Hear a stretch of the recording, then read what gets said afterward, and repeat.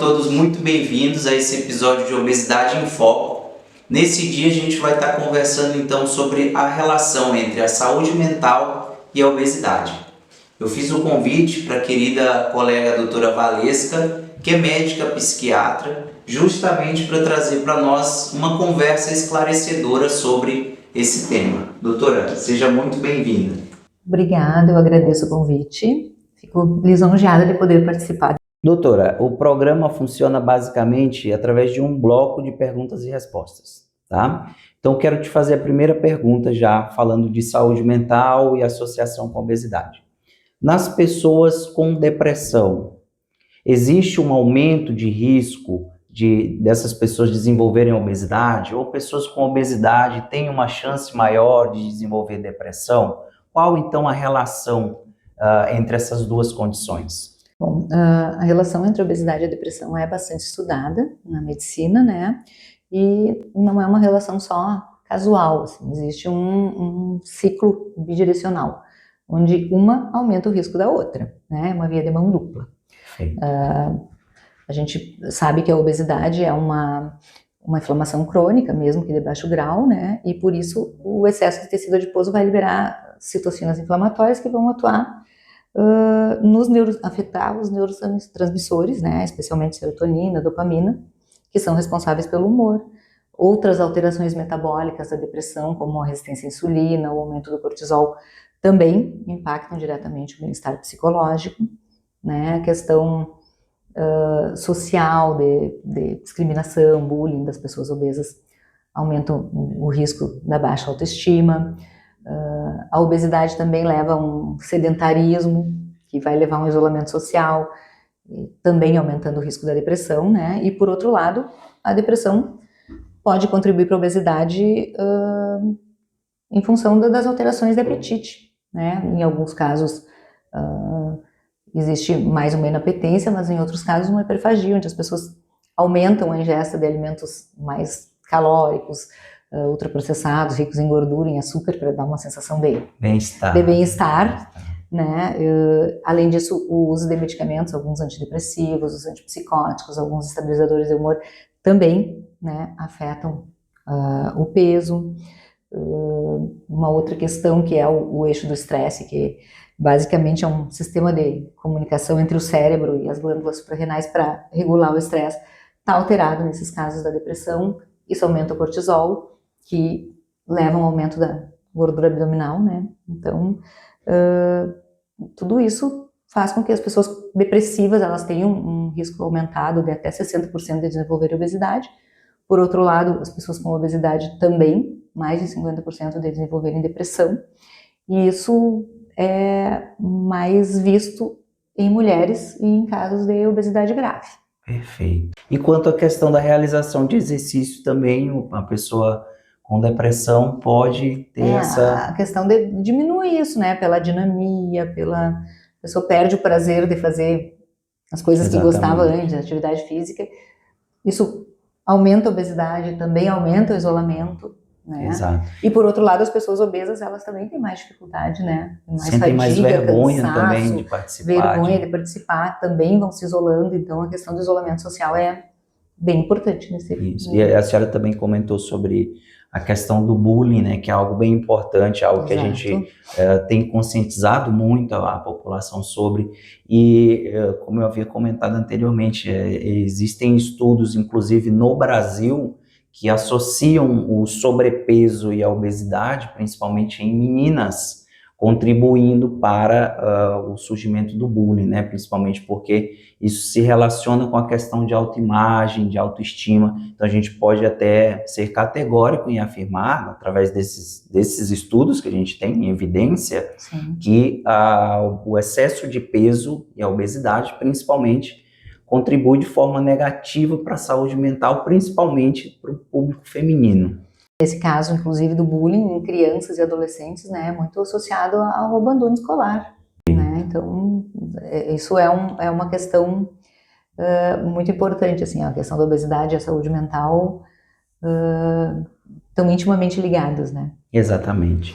Então, vamos seguir, né? Vamos para a segunda pergunta, então. E quanto à questão da ansiedade, existe alguma relação entre a ansiedade, compulsão alimentar e o excesso de peso, doutora? A gente sabe que a ansiedade aumenta a compulsão alimentar, né? A compulsão alimentar seria mais ou menos explicada a compulsão alimentar seria uma ingesta excessiva de alimento num curto período, né, de tempo e associada a uma perda do controle desta condição, né? E isso está associado a compulsão alimentar seria um sintoma, digamos assim, da ansiedade, mas está associado a um transtorno que hoje existe lá, né, no DSM-5, que é o transtorno de compulsão alimentar periódica. Então, a compulsão é um sintoma da ansiedade, mas também é um transtorno, né? E também existe essa mesma via do eixo do estresse, do cortisol, que o aumento do cortisol, como eu falei antes, estimula a vontade de comer alimentos ricos em gordura e açúcar, e isso vira na verdade, um mecanismo de regulação, né? De regulação emocional,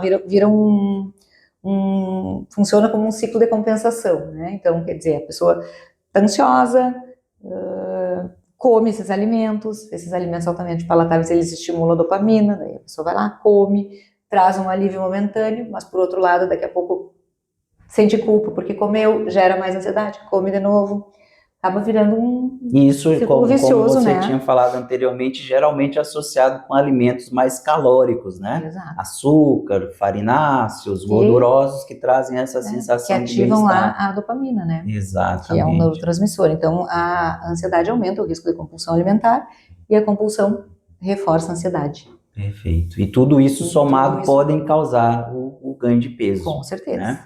Inclusive, tem uma condição que estão estudando agora, food noise, não sei se a senhora já ouviu falar, que é aquele atribuído como um ruído alimentar, um barulhinho assim daquela pessoa ficar sempre pensando em comida. Isso está muito associado também com a questão de ansiedade, né? Aquela pessoa que não consegue desligar e aí ela fica sempre pensando em alguma coisa.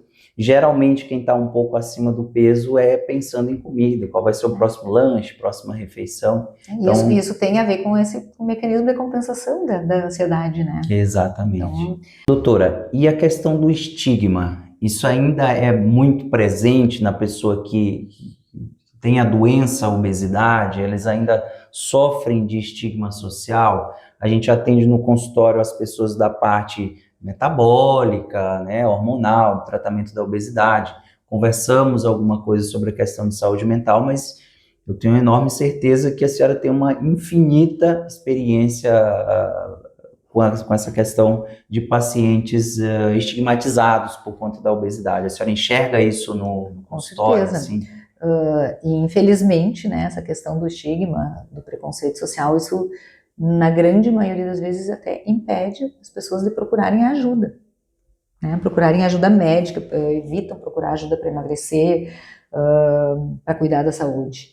Tem medo de ser julgado? Tem medo de ser julgado, e a gente sabe que essa questão até das redes sociais, né, influencia muito nisso. É a questão do bullying, das piadas, como eu falei antes, em crianças e adolescentes na escola, né, isso aumenta muito o risco de evasão escolar, de queda no desempenho escolar, não só com crianças e adolescentes, mas nos adultos também, né? E isso impede mesmo a pessoa de procurar ajuda. Perfeito, perfeito. Pelo medo até de ser julgado pelo próprio médico, né? Exatamente, existe um medo grande de ser julgado pelo próprio médico, né? Exato. E de não ser acompanhado de uma forma que seja eficaz para fazer o tratamento. Talvez por experiências, né, ruins no passado, mas eu acredito que esse trabalho que a gente está fazendo de trazer informação e conscientização sobre isso é muito importante, porque daí as pessoas, né, conseguem se sentir acolhidas, entendidas e tem uma chance muito maior de procurar atendimento, né? E às vezes até a pessoa vai procurar, né, no meu caso, por exemplo, atendimento psiquiátrico, por depressão, por ansiedade, a pessoa tem uma compulsão alimentar, ela está já desenvolvendo uma obesidade e ela minimiza isso. Né, até porque não, fui lá procurar pela minha depressão, pela minha ansiedade, justamente por medo de falar sobre isso, sobre a questão da obesidade, e E pelo que acontece muito que a gente vê, inclusive até, de novo, falando nas redes sociais, né? Sim. Das pessoas dizerem, mas a pessoa não emagrece porque não quer. Isso é muito comum, é só fechar né? a boca. E como eu falei antes, tem a ver com questão de compensação, de dopamina, de neurotransmissor. Então, é como se fosse um vício. Então, é a mesma coisa. A pessoa, às vezes, né, bebe, ou fuma, ou usa alguma droga. Não é porque não quer. Exatamente. Né? Isso envolve um fator biológico, além do fator psicológico, além do fator social. Sim. Então, não é só querer. E reforçar esse estigma, ele traz de que força de vontade, que é só querer, isso traz um sofrimento muito grande para a pessoa. Às vezes porque a pessoa tem vontade. Exatamente. A grande maioria tem muita vontade. Senão não procuraria ajuda, né? Perfeito. Então a gente precisa entender que a obesidade ela é uma ciência complexa, né? Exatamente. Quando a gente tenta minimizar muito a coisa, geralmente é porque a gente não tem tanta informação. Quando a gente começa a se aprofundar em um determinado tema, a gente consegue entender que existem diversas nuances e que essas são as causas ali da dificuldade. Uma das questões assim, que me preocupa também é a questão da romantização da obesidade. Então, de dizer que, não tem problema, né? Ela é assim. É uma doença, né? Como eu falei antes, é uma doença inflamatória. Exatamente. Assim como as doenças psiquiátricas também causam uma inflamação, de certo modo, em todo o organismo, né? Sim, eu então, posso falar... Doença.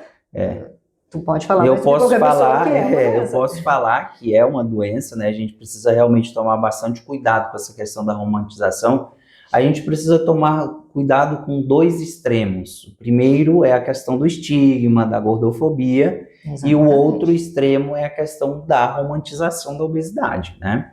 Eu posso falar como portador da doença, acredito que hoje controlada, por todo o meu esforço, tratamento medicamentoso, mas ainda assim toda pessoa que passa por um trauma fica com um certo receio daquilo acontecer novamente, né?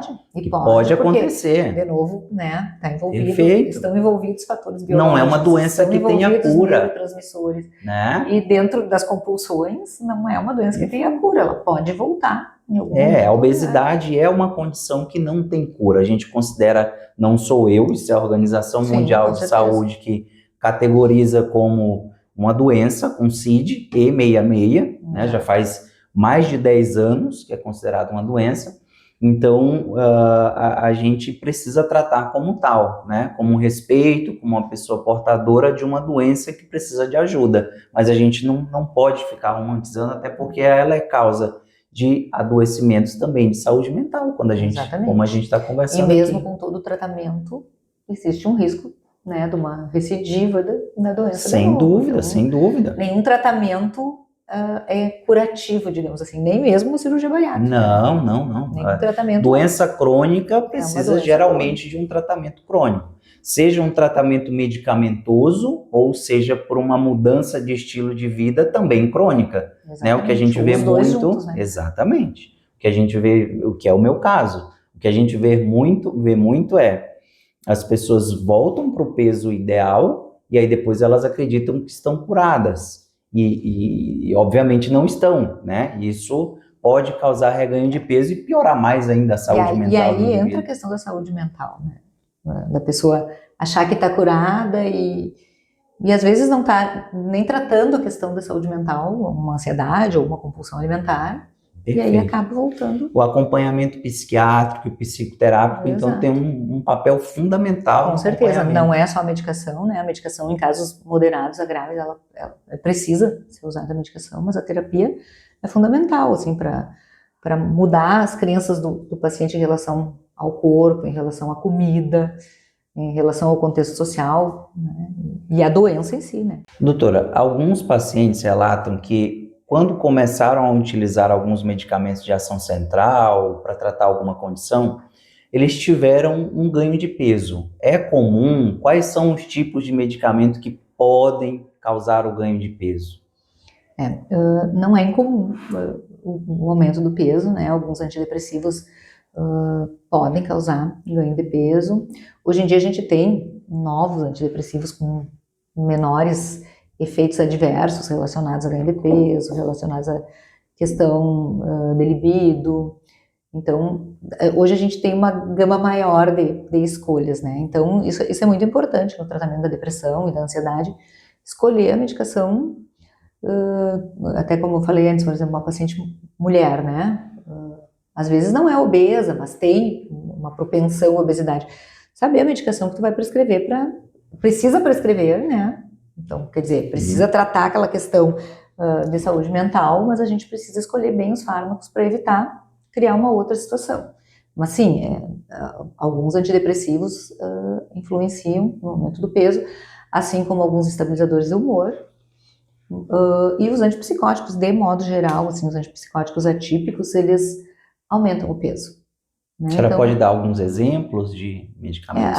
A gente costuma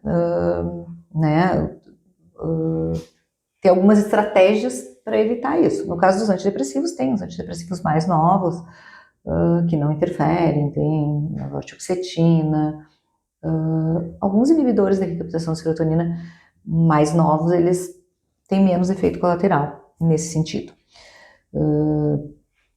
Os antipsicóticos atípicos, como eu falei, quetiapina, por exemplo, olanzapina, risperidona, de modo geral, eles aumentam o peso. E aí, as estratégias que a gente usa, né, muitas vezes, ao iniciar essas medicações, a gente já inicia com um hipoglicemia oral, no caso, metformina, junto, né, é uma prescrição, quando tu prescreve o antipsicótico, já prescreve essa medicação, para evitar, e evita às vezes até um ganho de peso de 10 a 15 quilos. Interessante. Né? E atualmente tem estudos que não iniciam o hipoglicemiante junto, mas se percebem o ganho de peso, começam já a usar, preconiza a associação desses agonistas do GLP-1. Semaglutida, né? Principalmente. Tirzepatida também. Sim. Né? Por exemplo, estabilizadores de humor, né?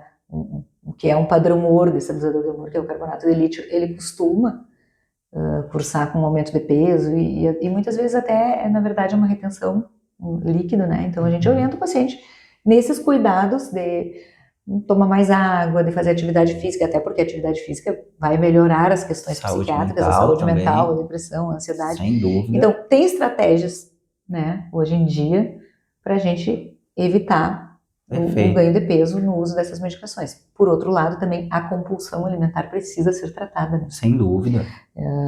E a gente sabe que hoje em dia também tem medicações bem específicas para tratar a compulsão alimentar.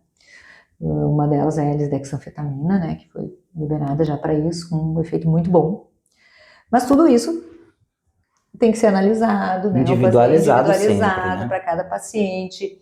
Precisa de uma consulta, precisa de uma avaliação, precisa saber o que cada pessoa pode usar ou não. Exatamente. Né? Então, nada substitui a avaliação médica. Sem dúvida. Nesse caso. Mas essa é uma preocupação que o paciente pode ter uma conversa com o psiquiatra, né, com o especialista ali e falar, olha, comecei a ganhar um pouco de peso, será que tem... Poder já falar sobre os efeitos adversos antes de gerar uma condição mais complexa. Mais grave, né? Com certeza. Perfeito.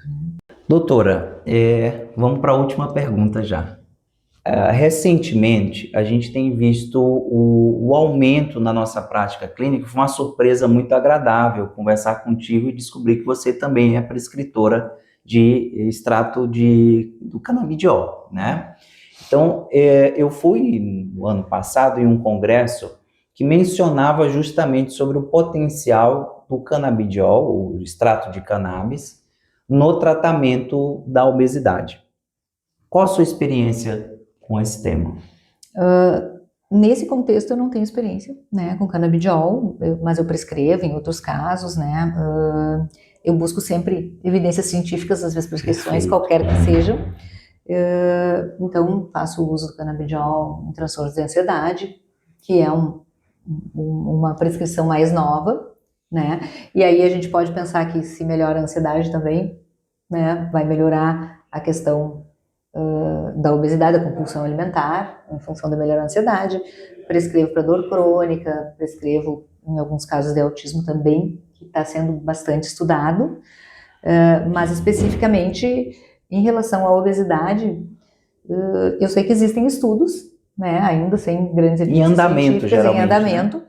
De que um canabinoide, né, porque o canabidiol é um dos canabinoides que são extraídos da cannabis, né, plantas do gênero cannabis, que são mais de 400 canabinoides, então, né, e aí tem um deles especificamente, que seria o THCV, que teria uma função na redução, né, do apetite, melhorando a resposta à insulina, favorecendo o metabolismo, na homeostase da glicose. Então, acho que é um estudo promissor, espero que seja, né, porque isso na verdade, aumentaria muito a nossa gama de medicamentos disponíveis para tratar, né, mas precisa de mais estudos, eu acredito, perfeito, né, em relação a isso. A gente precisa de evidência robusta, de evidência, né? Robusta, exatamente, para usar, né, uma substância nova e que está sendo bastante estudada. Já tem algumas evidências, a gente sabe que tem algumas evidências, inclusive, né, são em bula, mas tem coisas novas sendo estudadas. Seria mais uma droga para o nosso arsenal terapêutico. Exatamente. E que está sendo estudado. Acredito que acredito não, né? Não existe isolado ainda esse canabinoide específico para obesidade. Mas se no futuro existir, lá, né, a gente poderia, a gente pode lançar tendo mão evidências dele, científicas, realmente. Na minha prática também faço uso principalmente do canabidiol isolado para o tratamento de ansiedade, para a questão do sono. E aí, na questão da ansiedade e do sono, a gente já também... Perfeito, mas não vejo, na minha experiência, agora respondendo na minha experiência, eu não vejo como esse tratamento agora isolado de canabidiol possa ajudar com a questão do peso. Se for existir, vai ser com o isolamento do THCV, exatamente, como você bem colocou, no futuro, que a gente ainda não tem. A gente hoje sabe que, pelo contrário, né, o THC ativaria o receptor CB1, né, do sistema endocannabinoide, e daí isso aumenta o apetite. Exatamente. Né, então, seria um outro canabinoide que bloquearia esse receptor, fazendo o efeito contrário. Mas não está isolado ainda, existem estudos. A gente nem sabe se vão conseguir isolar. Não sei se vão conseguir isolar, exatamente. A viabilidade, disse, são vários canabinoides envolvidos, então são estudos, não tem evidência científica robusta, então não dá pra gente lançar mão disso sem evidência. O que eu vejo assim na prática como você bem colocou, o paciente não tem inibição de apetite, ou seja, não tem nenhum efeito em questão de controle de apetite, mas simplesmente porque ele ajuda na ansiedade. Às vezes realmente o indivíduo tem aquele comer hedônico, aquela coisa de ficar beliscando ali, de ficar se compensando com alguma alimentação mais palatável. Você conseguiu controlar a ansiedade com o CBD, poderia ser. Aí sim, geralmente diminui a ansiedade, diminui o peso. A compulsão alimentar, porque diminui a ansiedade. Perfeito, mas de inibir apetite a princípio? A princípio não. Não. Doutora Valesca, muito obrigado de verdade por compartilhar o seu conhecimento aqui com a gente, trazer toda a sua experiência nessa abordagem de saúde mental. A gente sabe que a obesidade é uma doença complexa, que ela entra dentro de outras especialidades, justamente por isso eu quis iniciar esse programa para a gente conversar sobre as diversas especialidades que podem estar sendo comprometidas pelo excesso de peso. Muito obrigado por trazer essa visão, trazer sua experiência aqui nesse episódio de hoje, tá? De novo, agradeço o convite, fico lisonjeada pelo convite e podendo contribuir, estarei aqui. Muito obrigado, doutora. Lembrando que todas as informações contidas nesse programa têm caráter meramente informativo, não tem caráter prescritivo. Na dúvida, procure um especialista de sua confiança.